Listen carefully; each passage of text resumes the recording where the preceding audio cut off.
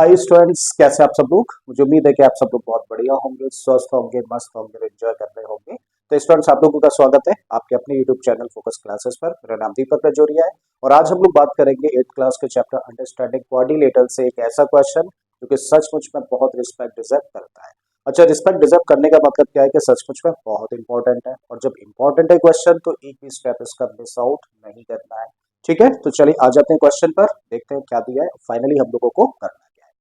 Question में हम लोगों को दिया है in figure the bisectors of angle A and B meet at point B if angle C equal to 100 degree angle D equal to 50 degree then find the value of angle A B. तो question में देखिए हम लोगों को यहाँ पर एक figure दे रखी है और इस फिगर में हम लोगों को क्या दिया है, हम लोगों को दिया है ए बी सी डी एक क्वाड्रिलेटरल। ठीक है, और इस क्वाड्रिलेटरल में जो दो एंगल्स हैं ए और बी, इन दो एंगल्स के बाइसेक्टर्स बेटा ड्रॉ किए गए हैं और दोनों एंगल्स के जो बाइसेक्टर्स हैं वो आपस में कहां पर मीट करते हैं, पी पर मीट कर जाते हैं।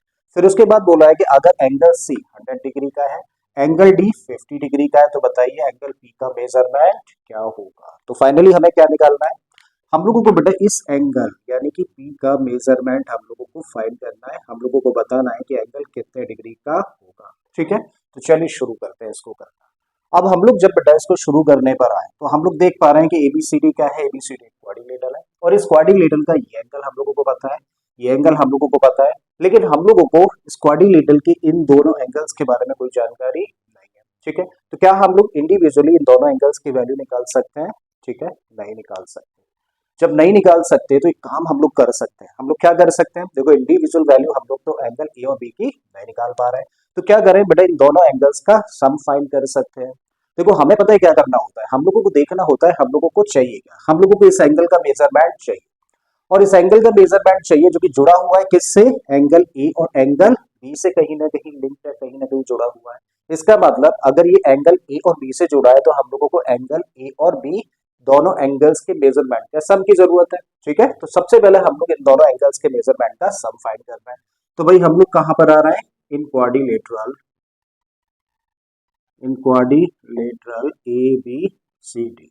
देखो हम लोग जानते हैं कि किसी भी क्वाड्रिलेटरल के सभी 4 एंगल्स का जो सम होता है वो कितना होता है, 360 डिग्री होता है, जो कि यहाँ पे भी होगा। हम लोग वही चीज यहाँ पे लगा रहे हैं।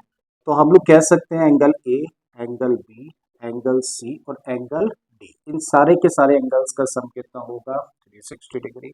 अब ए की वैल्यू नहीं जानते, इसको ऐसे ही रखो। बी हम लोगों को नहीं पता, ऐसे ही रखो। एंगल सी का तो मेजरमेंट पता है ना, कितना, 100 डिग्री। एंगल डी हम लोग जानते हैं कितना, 50 degree and this equal to 360 degree. Angle A और एंगल बी को ऐसे ही लेकर चलिए, angle A plus angle B, और इन दोनों को प्लस कर दिया जाए तो क्या बन गया, 150 degree and this equal to 360 degree. हम लोगों को angle A plus angle B की वैल्यू चाहिए, तो बेटा इन दोनों टर्म्स को तो यहीं पर रोको, इस 150 को कर दो ट्रांसपोज, तो कह सकते हैं कि angle A plus angle B equal to, देखो 360 अपनी जगह पर है, इसको ट्रांसपोज किया है तो ये माइनस में चला गया, माइनस करोगे तो 0 में से 0 गया तो 0, 6 में से 5 गया तो 1 और 3 में से 1 गया तो 2। मतलब angle A plus angle B दोनों एंगल्स के मेजरमेंट का सम हम लोगों ने फाइंड कर लिया, कितना, 210। बड़ा इंपॉर्टेंट पॉइंट है, तो इसको मान लिया इक्वेशन नंबर 1। अब फाइनली हम लोगों को चाहिए क्या, देखो फाइनली हम लोगों को इस एंगल का मेजरमेंट फाइंड करना है, जो कि कहाँ पे है एंगल, क्या ये क्वाड्रिलेटरल का पार्ट है, नहीं ना, ये किसका पार्ट है, ये पार्ट है बेटा इस ट्राइंगल का। मतलब अगर हम लोगों को इस एंगल का मेजरमेंट चाहिए तो हमें कहाँ आना पड़ेगा, हम लोगों को इस ट्राइंगल में आना पड़ेगा। ठीक है, तो क्या करें, इस ट्राइंगल की अब हम लोग बात करते हैं, क्योंकि यहीं से हम लोगों को एंगल भी मिलने वाला है। तो लिखा भैया, now in triangle A B P, हम लोग जानते हैं कि किसी भी ट्राइंगल के जो 3 एंगल्स होते हैं उन सबका सम कितना होता है, उन सबका सम होता है बेटा 180। ठीक है, तो इस ट्राइंगल के कौन कौन से एंगल्स हैं, एक तो ये वाला एंगल है जो कि आप लोगों को चाहिए, एक बेटा ये एंगल है जो अभी हम लोगों ने शेड किया है रेड कलर से, और एक एंगल बेटा ये वाला है जिसको कि हम लोग शेड कर रहे हैं ग्रीन कलर से।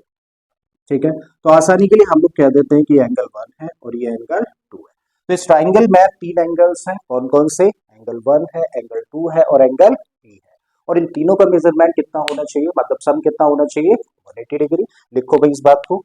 सो in triangle APB angle 1 plus angle 2 plus angle p कह सकते हो, या फिर पूरा नाम लिख दीजिए इसका, angle A P B, this equal to कितना होना चाहिए 180, ऐसा एंगल सम प्रॉपर्टी कहती है। बात यहाँ तक समझ आ रही है। अब हम लोग बेटा देख रहे हैं कि यहाँ पे क्या लिखा है एंगल 1, और एंगल 1 ये है, ठीक है, और एपी क्या दे रखा है, एंगल बाइसेक्टर दे रखा है। अब इस क्वेश्चन को आगे समझने से पहले ना एक छोटी सी चीज हम लोग समझते हैं। सपोज करिए हम लोगों के पास में एक एंगल है जिसका नाम क्या है, एंगल ए बी सी, और इस एंगल का बेटा हम लोग एक बाइसेक्टर ड्रॉ करें। देखो हम लोगों ने यहाँ पर एक एंगल बाइसेक्टर ड्रॉ कर दिया, और इसको चलो नेम दे देते हैं बी। तो बीओ क्या है, बीओ बेटा एंगल बाइसेक्टर है किसका, एंगल ए बी सी का। तो बाइसेक्टर करता क्या है, बाइसेक्टर बेटा एक एंगल को दो इक्वल एंगल्स में डिवाइड कर देता है। मतलब अगर बीओ इस एंगल एबीसी का बाइसेक्टर है तो ये एंगल और ये एंगल कैसे होंगे, आपस में इक्वल होंगे। अब अगर इसको हम लोग 1 कह दें और इसको हम लोग कह दें 2, तो हम लोग कह सकते हैं कि क्योंकि बीओ क्या है, बाइसेक्टर है किसका, एंगल एबीसी का, इसका मतलब एंगल 1 किसके बराबर होगा, एंगल 2 के बराबर होगा। ये हुई बेटा पहली बात, करेक्ट है। तो एंगल बाइसेक्टर क्या करता है, एक दिए गए एंगल को दो इक्वल एंगल्स में डिवाइड कर देता है। अब बेटा बड़ा इंपॉर्टेंट पॉइंट है, इसको बड़े ध्यान से समझो।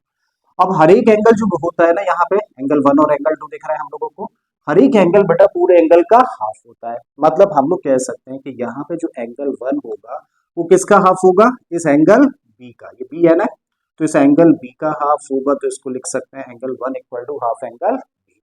बिल्कुल इसी तरीके से यहाँ पे हम लोग देखें एंगल 2 है, इस केस में बात कर रहे हैं हम लोग, ठीक है। तो एंगल 2 किसके बराबर होगा, इस पूरे एंगल के हाफ के बराबर होगा, मतलब इसको भी लिख सकते हैं हाफ एंगल बी।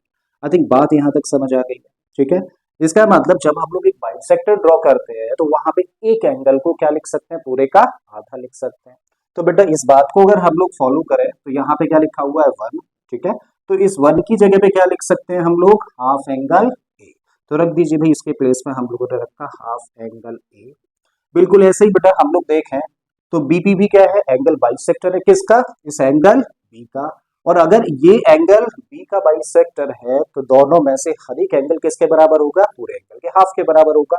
मतलब एंगल 2 की जगह पे क्या रख सकते हो, इसकी जगह पे रख सकते हो हाफ एंगल बी, और इसको ऐसे ही लिखे चलो angle A P B, and this equal to 180 degree, ठीक है भाई। अब हम लोग देख रहे हैं कि यहाँ पे फर्स्ट टू टर्म्स में बेटा हाफ कॉमन है, तो हम लोगों ने क्या किया, हाफ कॉमन ले लिया। जब पहले टर्म्स में से हाफ इधर आ गया तो यहाँ पे क्या बचा, एंगल ए, और यहाँ पे मिलता है हम लोगों को प्लस में angle B plus angle A P B, and this equal to 180 degree. अब एंगल ए प्लस बी की तो देखो हम लोगों के पास में वैल्यू है ना कितनी, 210 फ्रॉम इक्वेशन नंबर 1। क्या करें, इस एंगल ए प्लस बी की जगह पे क्या रख दें हम लोग, 210 रख देते हैं। चलिए इधर करते हैं, तो हम लोग लिख रहे हैं बेटा हाफ एज इट इज हम लोगों ने रखा, और ए प्लस बी की जगह पे क्या रख रहे हैं, 210 रख रहे हैं, और साथ में क्या है, angle A P B, and this equal to 180।